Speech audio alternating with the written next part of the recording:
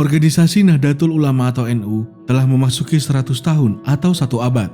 Dalam perjalanannya, organisasi masyarakat yang didirikan Kiai Haji Hashim Asy'ari menjadi magnet politik di sepanjang sejarah Indonesia. Magnet politik yang dimiliki NU ini berasal dari basis massa yang besar. Bahkan saat ini ada 40 juta warga Indonesia yang menyatakan dirinya sebagai warga NU. Pada masa awal pemerintahan Indonesia, Nahdlatul Ulama mempunyai kedekatan dengan Presiden Soekarno. Saat itu, organisasi buatan Jepang yakni Badan Penyelidik Usaha-Usaha Persiapan Kemerdekaan atau BPUPKI beranggotakan 62 orang, 15 diantaranya adalah Kiai NU. Namun pada Orde Lama, NU memutuskan untuk menjadikan organisasinya sebagai partai karena saat itu NU berkonfrontasi dengan komunis. Pada 1965, masa NU menjadi salah satu komponen penting dalam pembubaran Partai Faham Komunis. Sayangnya, setelah naiknya Soeharto, NU diputuskan melebur ke dalam Partai Pembangunan Persatuan atau P3 dengan partai Islam lainnya. Dilansir dari laman resmi nu.or.id, saat Orba, NU memiliki posisi sulit karena mengalami diskriminasi dan represi dari pemerintahan. Walaupun dilebur dalam P3, NU bertahan sebagai komponen utama karena di dalam partai itu sebagian besar adalah anggota NU.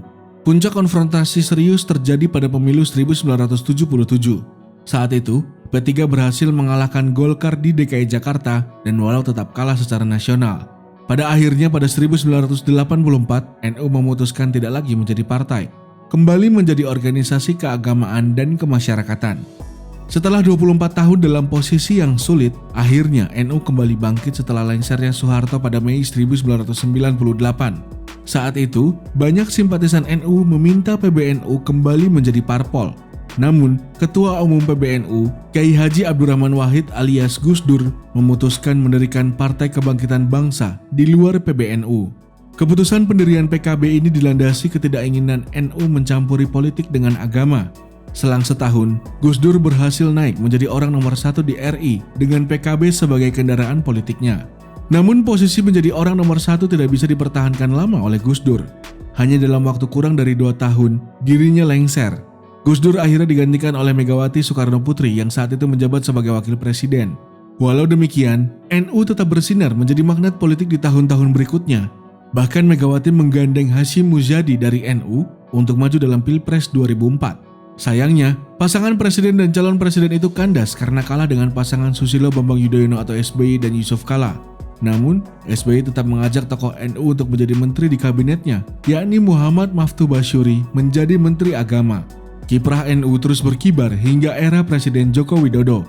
Terlihat dari struktur Kabinet Kerja 2014 hingga 2019 yang berisikan 4 orang menteri dari PKB. Bahkan pada pemilu 2019, Jokowi memilih Kiai Haji Ma'ruf Amin sebagai calon wakil presiden. Pada peringatan 1 abad PBNU di Sidoarjo, Jawa Timur, Presiden Jokowi menyampaikan sejumlah peran PBNU untuk Indonesia. Jokowi juga berharap agar PBNU untuk terus menjaga generasi muda untuk Indonesia yang lebih baik. Saya berharap lembaga pendidikan di NU agar mempersiapkan nadliin muda yang menguasai iptek atau ilmu pengetahuan dan teknologi terbaru, menguasai teknologi digital yang berkembang pesat, dan mampu menjadi profesional-profesional yang unggul, ujar Joko Widodo, Presiden RI.